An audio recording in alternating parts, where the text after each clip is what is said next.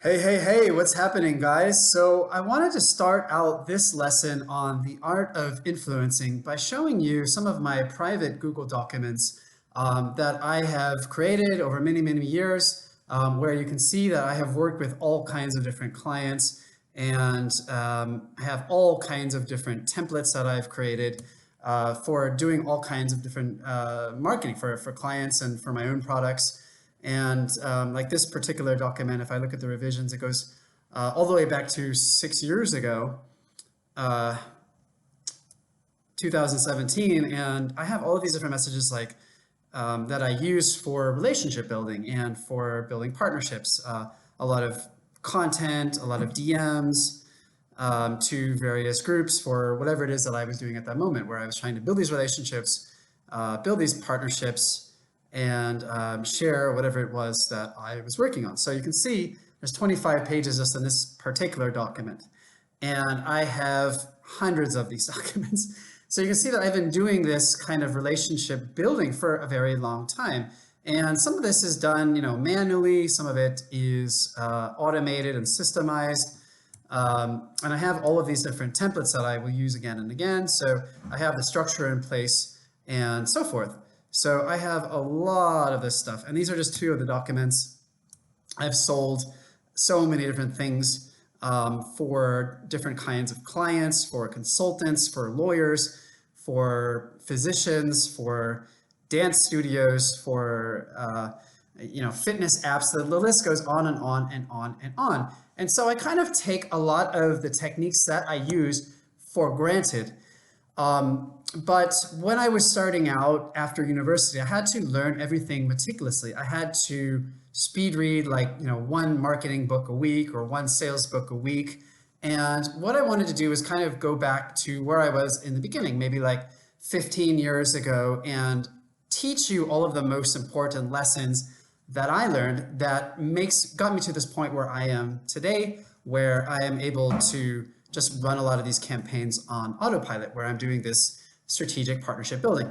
So with that said, I'm going to start with the first and probably the most important lesson that stuck with me over the years, and that is how to influence. So let's get right into it. All right, so let's not stand on ceremony. Let's dive right into this topic on the art of influencing. So after I got a degree from the Art Institute in advertising, I continued my studies by self-study. And one of my favorite books was recommended to me by one of my direct marketing teachers. And it was the book Persuasion, The 6 Weapons of Influence by Dr. Robert Cialdini. And these 6 weapons explain in detail how and why people agree to things, such as our proposals or our invitation to connect. And the 6 weapons are reciprocity, commitment and consistency, social proof, authority, liking, and scarcity. So let's just dive right in, and I'll give you a definition and example of each one. And I want you to think about how you can start to use these in your communication with strategic partners, with people, partners for your business, people that you want to build these strategic relationships with. So the first one, reciprocity. When somebody does a favor for us, we feel a desire to return it. So one example of reciprocity in action is when a waiter or a waitress brings a small mint. Like you get 2 small mints with your bill at the end of a meal. And just this little small gesture leads to customers wanting to leave a larger tip because they feel appreciated, they feel obligated to return the favor. And so I always love to treat my customers this way by giving them freebies, giving them something before I ask them to do something for me. Another example is for marketing is when a charity sends someone a personalized address label or other small gifts in the mail with the hope that they'll feel obliged to make a donation in return. In the book Influence by Cialdini, he gives the example of the Hare Krishna group, which used to operate in airports. And similarly, they wanted to collect donations. But before they asked somebody for that donation, they said, here's a free flower for you. We just wanted to offer this to you as a gift. I hope that you're having a great day. So they're giving them this flower. They're trying to make them feel really, really good. They try to make friends with them first before they ask them for anything. So anyone that's ever traveled has seen this principle of reciprocity at work.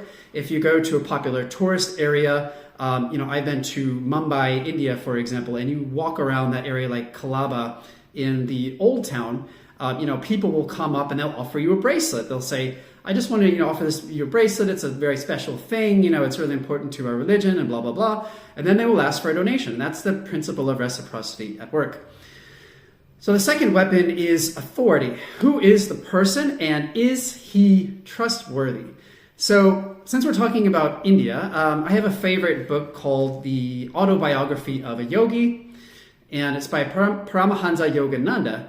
And in that book, he's studying with his master, and his master suggests to him to go to university and to get a degree. And he's like, why do I need to get a degree? That's not my calling in life. I don't see the point. I want to follow the spiritual path. And the master says, well, soon, someday you're going to be going to the West. You're going to be going abroad, and they'll be much more likely to listen to this crazy, spiritual person from India if he has a university degree. So that degree is an example of authority at work. Similarly, a doctor wearing a lab coat is a classic example of authority at work. By wearing that lab coat, the doctor signals to patients that they are the expert in the field, which makes somebody more likely to trust and follow their recommendations. And sometimes in advertising, you have celebrities who play doctors and they wear the doctor's coat, giving medical advice, even though they don't actually have the credentials themselves, but just wearing the coat demonstrates that authority. All right, the third weapon is social proof. So what do other people say about the person or product? And this is why I think that customer reviews, recommendations on your profile, all of these things factor into social proof. And I think that they are some of the most persuasive ways to sell something by getting a lot of positive feedback, getting a lot of social proof. And another classic example of social proof is when you go to a restaurant, for example, and you see a queue lined out outside of the door. And that basically makes you think that this restaurant must be really good because so many people are lining up to eat there. When I'm in Malaysia, I see this all the time. When I go to Penang, it's considered a food heaven. And there are all of these, stalls on the street. And I see people, queuing around the corner just to get like some toast from this shop or a special kind of coffee or something like that. Similarly, I see it in Singapore when I'm at the hawker center and the locals will queue up at their favorite places. That signals to my brain that that place must be pretty good. Similarly, social proof is often used deliberately in advertising. A toothpaste ad might say 4 out of 5 dentists recommend this specific toothpaste.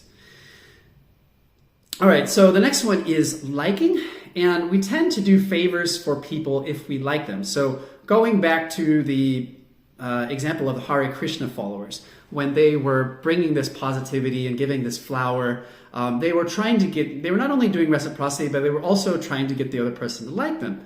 Trying to bring some positive energy to people at airports. People at airports are usually stressed out. They probably did not get much sleep. Many of them have layovers and they're tired of going through security scans and waiting for hours for their flight. And then suddenly this guy from Hare Krishna comes and becomes their new best friend. And so this is a classic example. Salespeople do this all the time when they try to build rapport with potential customers.